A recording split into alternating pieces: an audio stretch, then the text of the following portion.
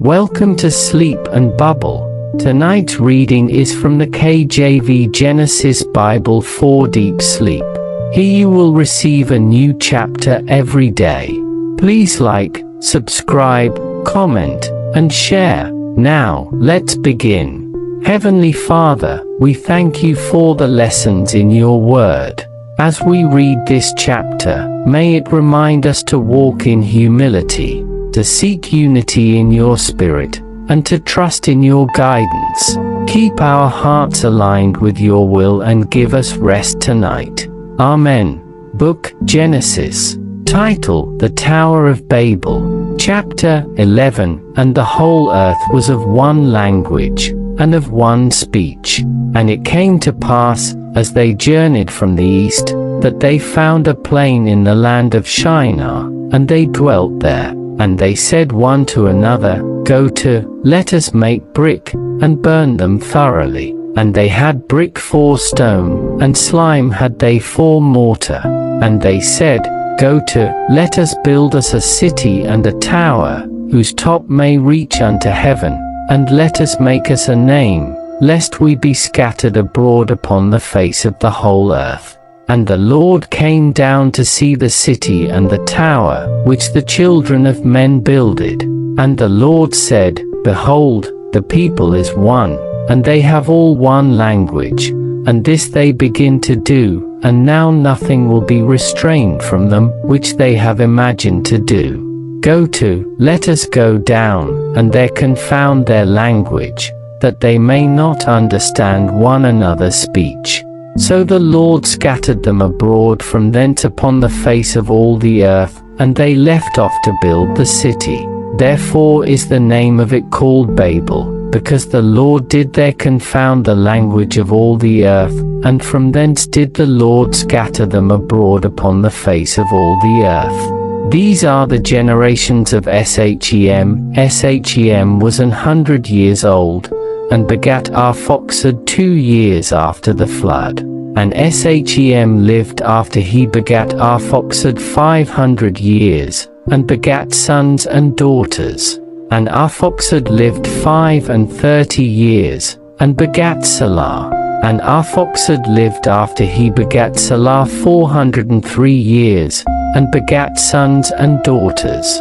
And Salah lived 30 years, and begat Eber. And Salah lived after he begat Eber 403 years, and begat sons and daughters. And Eber lived 34 years, and begat Peleg. And Eber lived after he begat Peleg 430 years, and begat sons and daughters. And Peleg lived 30 years, and begat Ru. And Peleg lived after he begat Ru 209 years, and begat sons and daughters. And Ru lived 32 years, and begat Serug. And Ru lived after he begat Serug 207 years, and begat sons and daughters.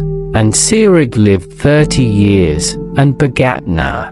And Serug lived after he begat Nah 200 years, and begat sons and daughters. And Nah lived 29 years, and begat Tra. And Nah lived after he begat Tra 119 years, and begat sons and daughters. And Tra lived 70 years, and begat Abram, Nah, and Haran. Now these are the generations of Tra. Tra begat Abram, Nah, and Haran begat Lot. And Haran died before his father Tra in the land of his nativity, in Ur of the Chaldees. And Abram and Nah took them wives. The name of Abram's wife was Sarai, and the name of Nah's wife, Milcah, the daughter of Haran, the father of Milcah, and the father of Iscah. But Sarai was barren, she had no child. And Tra took Abram his son, and Lot the son of Haran his son's son, and Sarai his daughter-in-law, his son Abram's wife, and they went forth with them from Ur of the Chaldees, to go into the land of Canaan. And they came unto Haran, and dwelt there. And the days of Tra were 205 years, and Tra died in Haran. The account of the Tower of Babel in Genesis chapter 11 is one of the most profound and symbolic narratives in the early chapters of Scripture. It is more than a story of a tower and a city. It is a testimony to human ambition, pride, unity apart from God, and the divine response that reshaped the destiny of nations. To fully grasp its depth, one must reflect on both the historical and spiritual dimensions of the passage, the genealogy that follows, and the ways in which it continues to speak to humanity across centuries. The world after the flood was marked by growth, recovery, and the spread of Noah's descendants across the earth. At this point in history, the people of the world spoke one language, which gave them the ability to communicate effortless and to work together in unity. This unity, in itself, was not sinful. In fact, God desires harmony and peace among His creation. However, the problem lay in the motivation of the people. They used their unity not to glorify God, but to glorify themselves. They said, "Let us build us a city and a tower, whose top may reach unto heaven, and let us make us a name." This declaration reveals the heart of humanity seeking self-exaltation, a desire to reach divine heights without submitting to God's will. The choice of Shinar, a plain in Mesopotamia, is significant. This fertile land became the cradle of human civilization and the birthplace of empires. Here, the people developed the technology to bake bricks and use tar as mortar, replacing natural stone with human-made material. This technological progress, though impressive, became the foundation for rebel Lion. Instead of using their God-given creativity to honor him, they directed it toward building a monument to human achievement. The tower was not just about height, it was about independence from God, a symbol of human pride that refused to acknowledge divine authority. God's response to this project is both just and merciful. He observed that the people were unified in their defiance, and he recognized that if left unchecked, their collective pride would lead them into even greater sin. Thus, in his wisdom, God decided to intervene by confusing their language. Suddenly, communication broke down. The once unified people could no longer understand one another. Teams of builders scattered, families grouped together by speech, and the work of the great tower was abandoned. The very unity that was misused for pride was shattered by divine action, and the scattering fulfilled God's original command to spread across the earth and fill it. The name Babel itself is significant. It is connected with the Hebrew word Babel, meaning to confuse. From this point forward, Babel became synonymous with confusion and prideful rebel lion against God. Yet this scattering was not merely judgment, it was also grace. By dispersing humanity, God prevented the rise of a single, rebellious empire that could dominate the earth and lead mankind into collective ruin.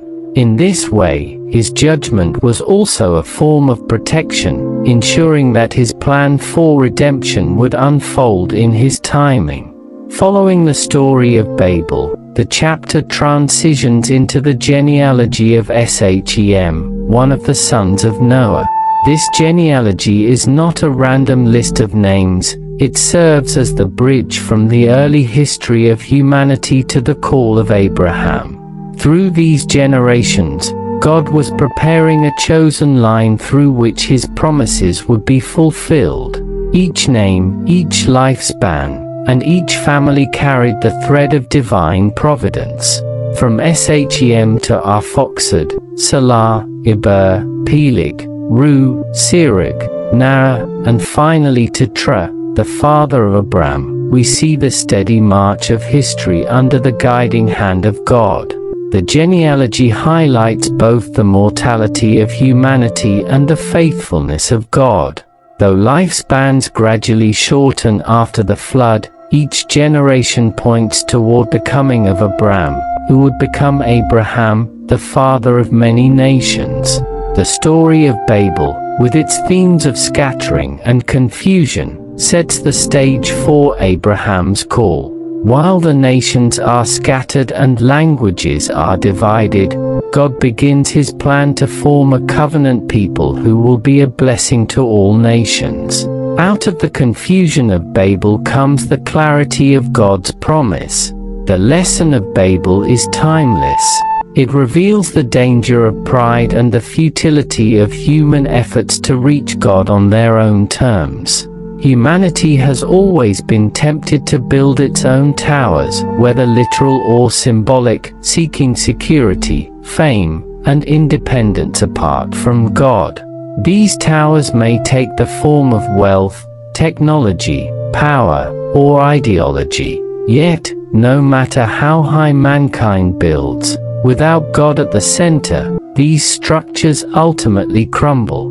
The scattering at Babel reminds us that human unity, when divorced from divine purpose, leads not to greatness but to destruction. At the same time, the story points toward hope.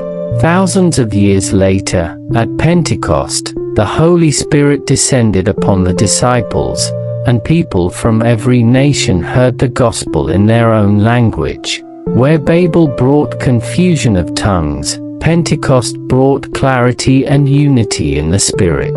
This shows us that God's ultimate plan is not division, but reconciliation through Christ. The scattered nations find their unity again, not in human pride, but in the message of the cross and the power of the Spirit. The story of Terah and his family at the end of Genesis 11 also reminds us of the personal side of God's plan. While the nations scatter and history unfolds on a grand scale, God is working in individual families, guiding their journeys. Terah's decision to move from Ur of the Chaldees toward Canaan, and his dwelling in Haran, sets the stage for Abraham's call in the next chapter. This transition shows that God's plan often unfolds through ordinary steps, family decisions, and relocations that at the time may not seem extraordinary, but which are deeply woven into the fabric of his divine design. For us today, the Tower of Babel challenges us to examine our motives and ambitions. Are we building for ourselves, or for God? Do we seek to make a name for our own glory, or do we seek to honor his name? Unity is powerful, but it must be rooted in humility and submission to God's will. Otherwise, it becomes a tool for pride. We are reminded that the Lord alone is our refuge, our tower, and our stronghold. Human towers may crumble, but the name of the Lord endures forever. In the quiet of reflection, this chapter teaches us both humility and hope. Humility, because we recognize the limits of human ambition and the danger of pride. Hope, because we see that even in scattering and confusion, God is still working out his plan, preparing a way for redemption through Abraham, and ultimately through Jesus Christ. The Tower of Babel, therefore, is not the end of the story, it is a step in the larger narrative of God's dealings with humanity, a reminder that his purposes will always prevail. The scattering at Babel reminds us that our true unity is found only in God. Nations may rise and fall, languages may divide, but the eternal word brings people together. The story encourages us to lay down our pride, to cease striving for towers of our own making, and to rest in the presence of the one who gives meaning, order, and purpose to our lives. It also invites us to trust God's unfolding plan, knowing that even in times of confusion, he is guiding history toward his ultimate redemption. Thus, Genesis chapter 11 stands as a powerful testimony. Human pride leads to scattering, but God's grace leads to gathering. The tower may have crumbled, but God's promises stand firm, leading us onward to the call of Abraham and to the hope of Christ, in whom all nations will be blessed.